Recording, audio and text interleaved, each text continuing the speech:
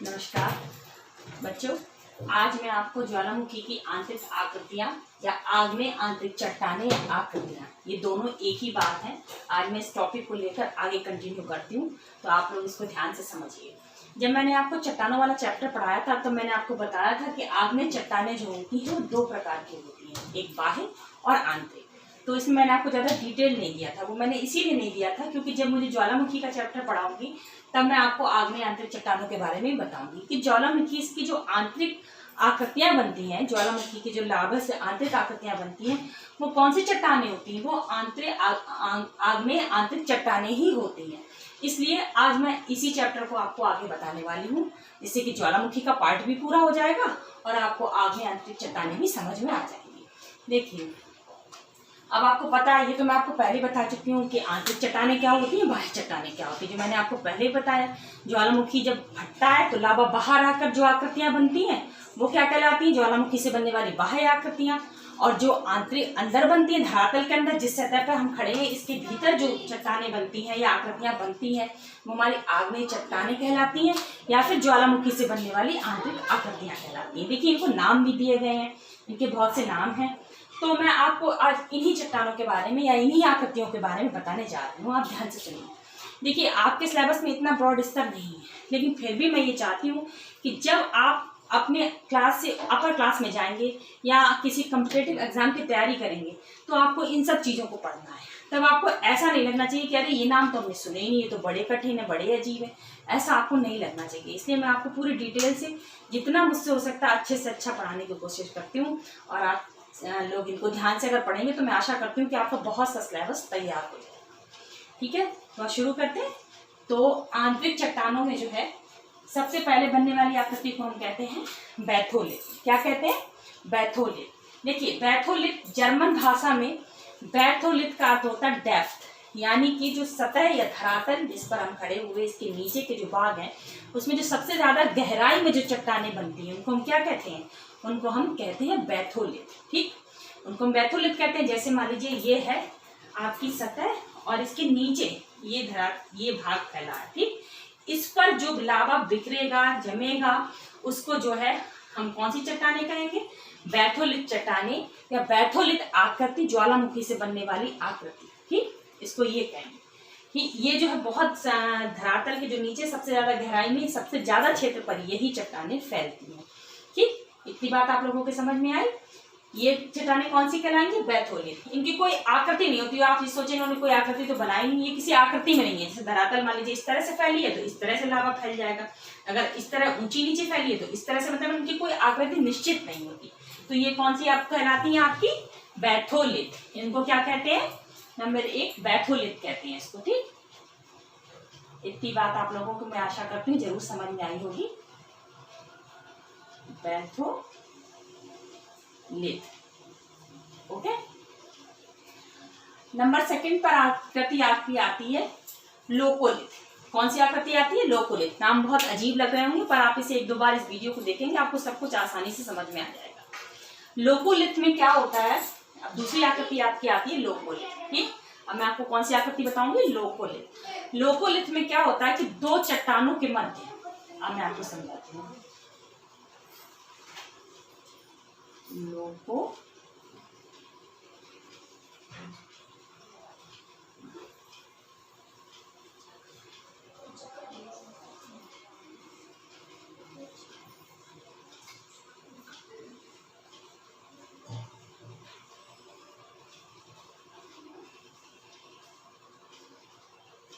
लोकोलिथ दूसरी आकृति आपकी आती है लोकोलिथ। ठीक, इसमें क्या होता है कि जैसे कि दो चट्टानें आपकी इस तरह से हैं। ठीक, इन दोनों चट्टानों के बीच में लावा आया, लावा आकर इन दोनों चट्टानों के बीच में आया और क्या हुआ? आपकी बांस, गैस जो होती हैं वो सब इनके साथ में आती हैं। इनकी वजह से क्या हुआ? ये जो है गुंबद के रूप में, इस तरीके से गुंबद के रूप में ऊपर उठ गई। ये जो चट्टान मैंने रेड कलर की बनाई है ये गुंबद के रूप में ऊपर उठ गई। ठीक है, जब ये ऊपर उठ जाती है तो ये कहलाती है लोकोलिथ। क्या कहलाती है? लोकोलिथ। समझ में आ रहा है ना? इसको कहते हैं लोकोलिथ। भाई दो चट्टानें हैं, इनके बीच में लावा आया और इसके लावा के साथ में वाष्प भी आएगी, गैसें भी आएंगी, तो क्या करेगी वो, इसको, इस चट्टान को गुम्बद के रूप में ऐसे ऊपर उठा देंगी, तभी आकृति क्या कहलाएगी, लोपोलिथ। इतनी बात समझ में आई, लोपोलिथ आकृति कहलाएगी। इतनी बात आपको समझ में आ गई होगी। उसके बाद आती है आपकी लोपोलिथ। देखिए थोड़ा थोड़ा सा नामों का डिफरेंस है, कंफ्यूज मत होइएगा। लोपोलिथ, ठीक, पहली आकृति थी लोपोलिथ और दूसरी, अब तीसरी आकृति है आपकी लोपोलिथ। लोपोलिथ में क्या होता है, ये भी इसी का एक भाग है। इसमें दो चट्टानों के बीच में क्या होता है, थाली के जैसे, जैसे इस तरीके से जब लावा जम जाता है, ठीक, इस तरीके से फैलता है। मान लीजिए एक चट्टान इसके ऊपर इस तरीके से है, एक इस तरीके, जब इस फैले हुए रूप में लावा जम जाएगा तब ये आकृति कहलाएगी आपकी लोपोलिथ। समझ में आया ना। हम पहले जब गुम्बद के रूप में जम गई तो उसको कहा लोपोलिथ, उसमें का होगा। और जब ये आकृति नीचे की इस तरह थाली के रूप में जम गई तो लोपो, लूप आपने सुना होगा, लूप से याद रखिएगा, लूप से जो है लोपोलिथ, यानी ये थाली के रूप में जब जम जाए इसे फैले हुए छिछले रूप में, तब ये कहलाती है लोपोलिथ। ठीक, तो लोपोलिथ ये डिफरेंस आपको समझ में आ गए होंगे, ठीक है ना। अब आती है आपकी थैकोलिथ। कौन सी आकृति कहलाती है, थैकोलिथ। थैकोलिथ में क्या होता है,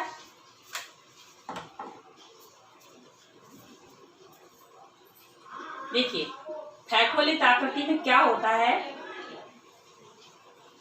जब कोई चट्टाने जैसे जमीन के अंदर इस तरीके से है, ठीक है, तो ये आपकी एक भाग कहलाता है, उठा हुआ भाग कहलाता है ज्योग्राफिकल भाषा में अवनति, और ये जो नीचा भाग होता है ये कहलाता है अपनति।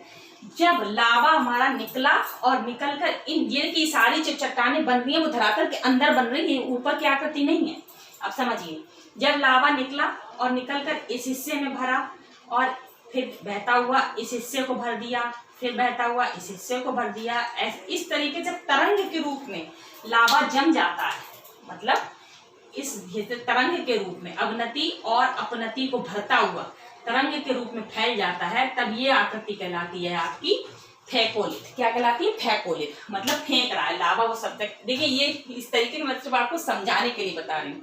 जब लावा आपका फैल रहा है, फेंक रहा है, देखिए इधर इधर फेंका, इधर फेंका, इधर फेंका, इस तरह तरंग का रूप जब लावा ने ले लिया तो वो आकृति क्या कहलाएगी, थैकोलिथ। ठीक, समझाने के लिए मैं आपको इस तरह से बता रही हूँ, ज्योग्राफिकल भाषा के टर्म्स नहीं है, मैं सिर्फ आपको इसलिए समझा रही हूँ कि आपको बहुत अच्छे से ये चीज समझ में आ जाए, डिफरेंस समझ में आ जाए, क्योंकि नाम सारे एक से हैं तो आप कंफ्यूज हो सकते हैं।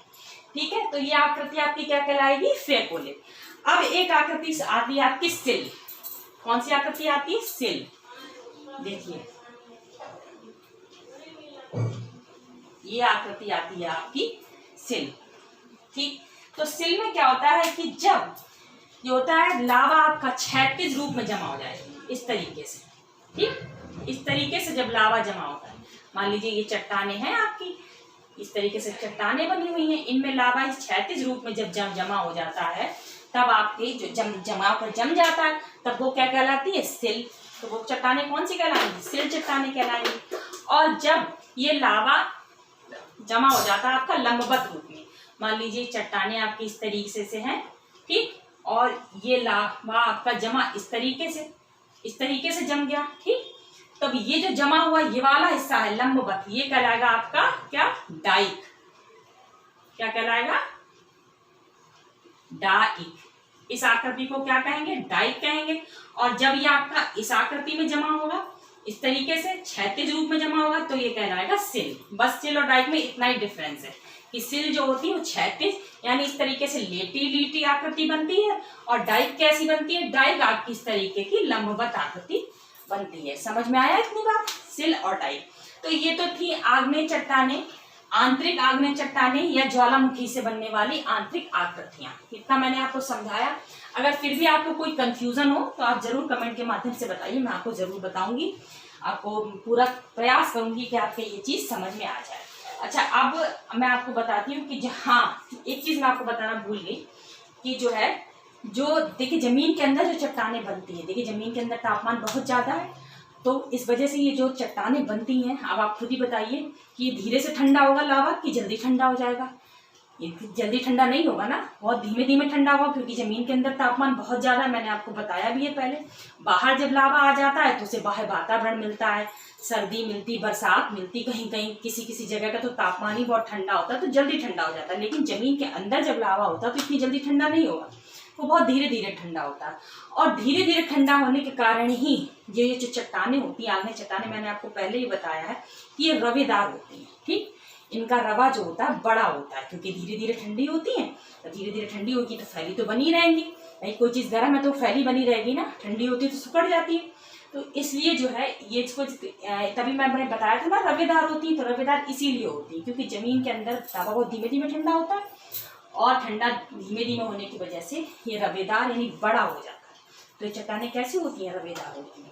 ठीक, ये सिल्ट की आकृतियाँ जो बनती हैं रवेदार चट्टानें। अब आप ये भी सोच सकते हैं कि हम लोगों को कैसे पता कि अंदर जमीन के अंदर की आकृतियाँ ऐसी कैसे हैं? ऐसा होता है, देखिए अपक्षय अपर्दन की क्रियाएं हर चीज़ पे होती हैं। और ये जो आंतरिक चट्टानें होती हैं, ग्रेनाइट आपने सुना होगा, ग्रेनाइट जो है वो बहुत कठोर होता है। ठीक, ये आग्नेय आंतरिक चट्टान का ही एक उदाहरण है। ये साल्ट बाह्य चट्टानों का उदाहरण है, और आग्नेय आंतरिक चट्टानों का उदाहरण क्या है? ग्रेनाइट। तो ग्रेनाइट मान लीजिए इधर आपके अंदर जमा, इस तरीके से जम गया ग्रेनाइट। अब इधर की चट्टानों का अपर्दन हो गया। अपर्दन अक्षय अपक्षय की क्रिया हर चीज पर होती है, बस किसी पर जल्दी हो जाती है, किसी पर धीरे हो जाती है। इधर का अपर्दन हो गया, इधर का अपर्दन। यहाँ की जो ग्रेनाइट वाली आकृति है वो तो बहुत धीमे धीमे अपर्दित होगी, क्योंकि वो बहुत कठोर होता है। तो जब ये धीरे धीरे अपर्दन हो जाती हैं, ये आकृतियां रह जाती हैं, तो कभी कभी सबको दिखाई भी देती हैं। इससे हमें पता चल जाता है कि जमीन के अंदर भी आकृतियां इस तरह से बनती हैं। इतनी बात आपको समझ में आ गई होगी। अब हम इसके क्षेत्र देख लेते हैं कि ज्वालामुखी के जो क्षेत्र हैं वो कौन कौन से हैं। देखिए, ज्वालामुखी के क्षेत्र हैं, सबसे पहला क्षेत्र है परिप्रशांत। ठीक, परिप्रशांत क्षेत्र या परिप्रशांत तटीय क्षेत्र। ठीक, पेटी, इसको परिप्रशांत तटीय पेटी इसलिए कहते हैं क्योंकि प्रशांत महासागर के चारों ओर जितने भी द्वीप हैं, ठीक, प्रशांत महासागर के चारों ओर जो भी द्वीप हैं वो इस पेटी में आते हैं। सबसे ज्यादा 60% भूकंप जो है इसी पेटी में आते हैं, और लगभग 200 से अधिक ज्वालामुखी जो है वो जापान में ही आते हैं, जो इसी पेटी के अंतर्गत आता है। जैसे फ्यूजियामा आपने सुना है, कमचटका सुना है, ये इसी पेटी के भाग है। ठीक, उसके बाद दूसरे नंबर पर आती है आपकी मध्य महाद्वीपीय पेटी, जिसमें आपके यूरेशिया, अफ्रीका के मध्य भाग जो आते हैं वो जो है इस मध्य महाद्वीपीय पेटी में आता है। तो इसमें कौन कौन से आ जाते हैं? इसमें आपके स्ट्रोम्बोली आपने सुना होगा, पोपा सुना होगा।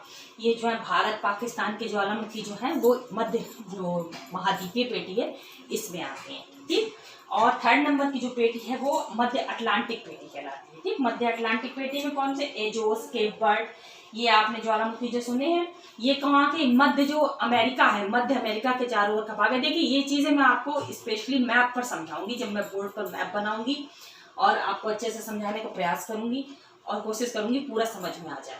अगर अभी आपके नहीं भी समझ में आ रहा तो आप बिल्कुल परेशान नहीं होइएगा, मैं आपको ये मैप के माध्यम से भी समझाऊंगी। ठीक है, अभी आपने इतना समझ लिया। अन्य छोटे छोटे ज्वालामुखी भी हैं जिनको मैं आपको मैप पे ही डिस्कस करूंगी। अब इतना आपके सिलेबस के हिसाब से भी बहुत है और आप समझने के हिसाब से भी आपके बहुत है।